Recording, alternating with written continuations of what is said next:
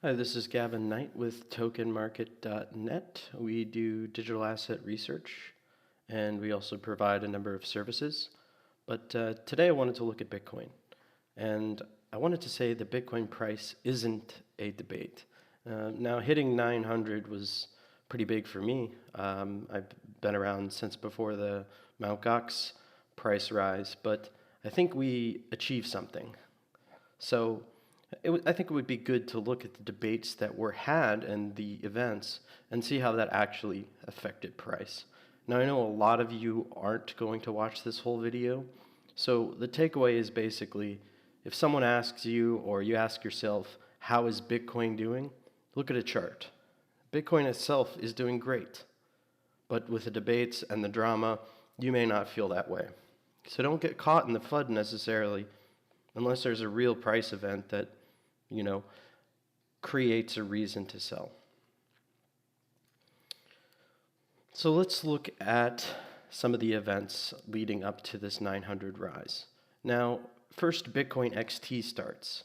There's FUD, there's uncertainty, right? Fear, uncertainty, doubt, common in the stock markets. And it looks like, what's going to happen? Bitcoin is having issues. It's going down. Perfect time to buy. A lot of people took that opportunity. And it's possible that the FUD accelerated it, whether on purpose or not. And that's the question I can't answer here. Then after that, we have a Bitfinex UI sell bug. So it didn't really represent price, but basically the UI, they had an issue where if you click sell, it didn't register. So people click sell many times, and it created this quick dip. After that, we see Bitcoin Classic starts. Now, there's a sideways move here. People are uncertain, is Classic going to win? There's Hong Kong agreement.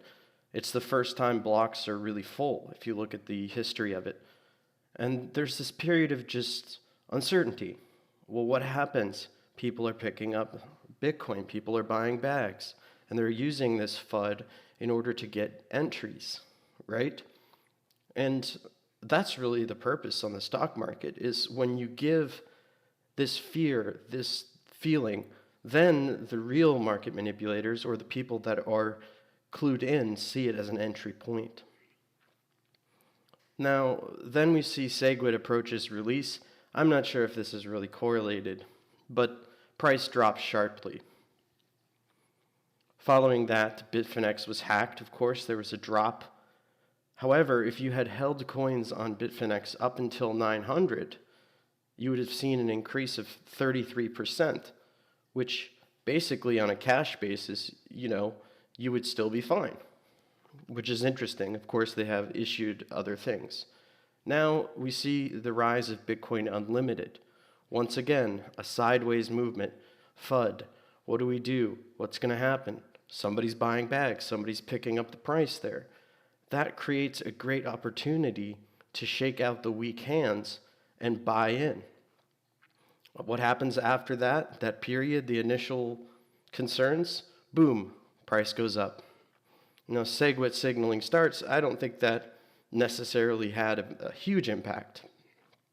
But the point in this video is following Bitcoin XT, price went up.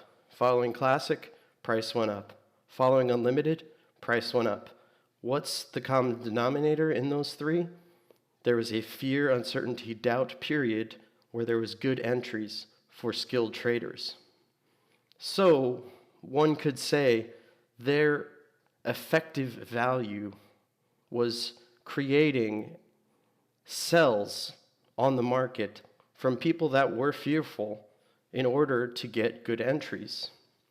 Now, I can't prove this. It's a chart. It just has, the dates labeled and things like that. But I figured I would put the debate in perspective on the chart and see how we've done. So congratulations for hitting 900. I hope all of you have a Merry Christmas. Maybe you can buy a few more presents this year. And I wish you all a Happy New Year, and I hope Bitcoin can go to the moon. Maybe Mars. If Elon Musk gets involved, we might go to Mars. Anyways, thank you for watching this video, and feel free to visit tokenmarket.net to see what we do. Thank you.